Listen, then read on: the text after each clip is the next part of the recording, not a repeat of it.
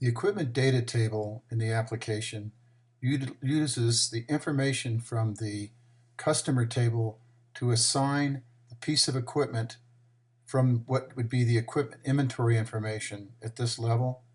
The way you do this is you click on the drop-down list. Of course, there's only two samples in this right now, but you would pick the customer, and when you pick the customer, it automatically changes over. And you can see here it changed the ID and everything and filled the fields. It also would bring over any of the general comment data. This information down here retains the same records, and I'll talk a little bit about the white fields down here. But to go back, for example, to assign it to another person, you would do a change. Now, what happens is during the life of this equipment, anytime you come into it, this is the equipment record. It may have at different times different people that it's assigned to or nobody that it's assigned to. So what you may want to do is create a holding record, meaning that it is available as a customer record that says available. And that way, when it's not actually assigned to somebody, you can have an available name up here with nothing in here as far as information. It just gives a placeholder saying that there's nobody that's using this equipment at this time. Now down here on the equipment section, there is nothing that's actually pertains to this client. You only use the client information to assign it. Over here on this side, what I suggest is anytime you're making comments in text fields, put in the date of the comment so you can differentiate the different comments that are being made at different times. Now you can put an infinite number of information in text scrolling fields. So you just use the scroll over here to scroll down.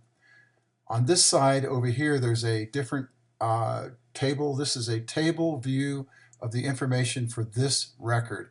It will indicate which equipment is assigned to this person based on the current setting for who has this equipment.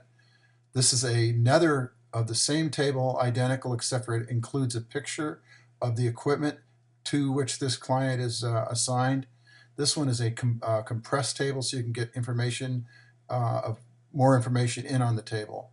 Then there's an equipment report, and what that's going to do is it's going to take the current assigned person, it's going to break it down by who has what equipment under the assignment. Okay, now let's go down and look at this. There's enough information to assign in this area a field to each piece of equipment that's in your inventory that you may be renting. There's a group for the equipment. The group can be edited by clicking on this line up here, and it'll display this kind of a table. In here, you would add, or you usually don't edit, you just add, click new and add a new line so that it comes in here, and then type in what your new grouping would be as far as a category is concerned. You can also click here to return to the equipment record itself.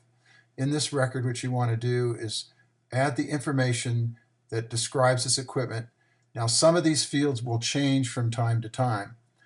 For example, the return date is going to change depending on when the person actually returns the equipment, and the date that the rental started would change. Each time that you add a new customer to this record as far as their rental is concerned, then that information would be pertaining to that particular customer's record for that evolution. If you're going to ship it, you would put in the shipper information for this particular evolution of this client. There's also a return situation where if you're going to return it, you use the same shipper. That information could be noted as far as the shipping history, which is over here. All these blue fields, and I'll explain them shortly, will pertain to history information from these fields. The pickup date is the actual date that you assign for the pickup to be done if you're going to do it yourself or have somebody else do it. The rental status is another drop-down list that can be edited in the same field I just showed you before, those kind of drop-down lists where you add a new record. If a piece of equipment is available, you want to use the equipment available here if you do not currently have a customer assigned to it. The rest of these statuses usually occur when you have a client assigned. The customer notes, this is related to the equipment, not the actual customer notes like up here. This would be something where when he has custody of the equipment, then you would put notes in here, and I just scribbled something in there so you could see it. There's also shipper notes. If you're shipping it and you have special notes about the shipping, it may be also about where it was actually shipped to and the expected delivery date of where it was going to. And then a replacement required. If this particular client is going to get another like item, you can indicate that by putting something in here as a place on the at the end of the rental, or this is nearing the end of the rental, or it is the end of the rental. This is a replacement situation where you can tag the record during the time that they actually have it. For example, end of the rental means that you should be picking this thing up and it should be coming back. Or you can flag it as nearing the end of the rental and it needs to be identified when they're going to be bringing it back. Now, these fields that are in blue that match over here, for example, shipping history to shipping, replacement required to replacement required, shipping notes to shipping notes, and the customer history for the customer notes.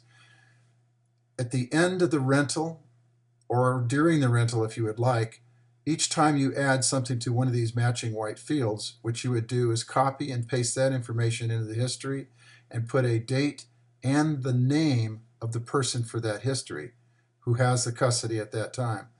What that will do is give you a running history, because after this piece of equipment is then returned to you, you have this history that will be retained in this record. If you go back to the record and you want to know who rented it in the past and what the situation was in the blue fields, you can scroll through this information and you will get the running history as each individual customer leaves with custody on these items. Okay, there is a next and previous button that will allow you to move between records by clicking those. Like in the past records, you will do things like to add a new record, you would use new record. To add a new equipment item to this screen, you would use the find mode if you're trying to use anything to find it. Now, all the fields on this screen, including the text fields and history, can be searched using the find mode. You can do the show and hide menu if you want to hide the iPad menu or the program menu. If this is ever on the server, you can put it on the server, and then this would hide and show the server menu. After you've done a find and you want to return all the records to be present to view, you need to click the Show All button. The Show All button will return them back to the records in selection.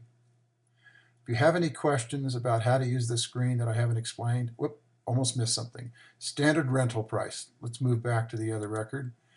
The standard rental price may vary depending upon the situation. What is the situation?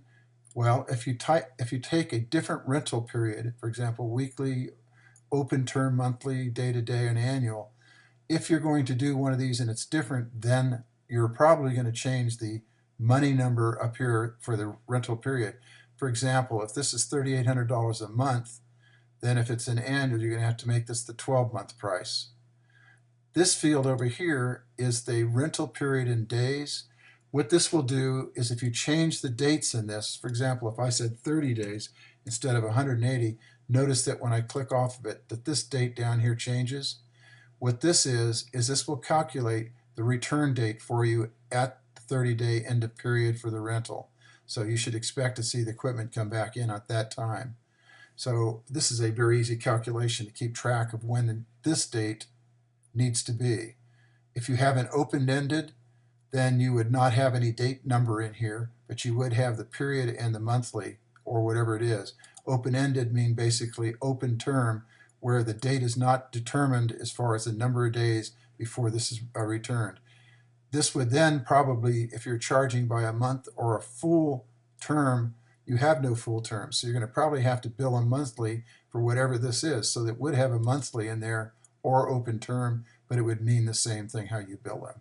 You might want to bill them every 6 months, so this would have to be the 6-month price for this client. Now, if the next guy came along and he was monthly, then you would use the monthly, if you see what I'm saying. If you have any questions, again, contact me for help.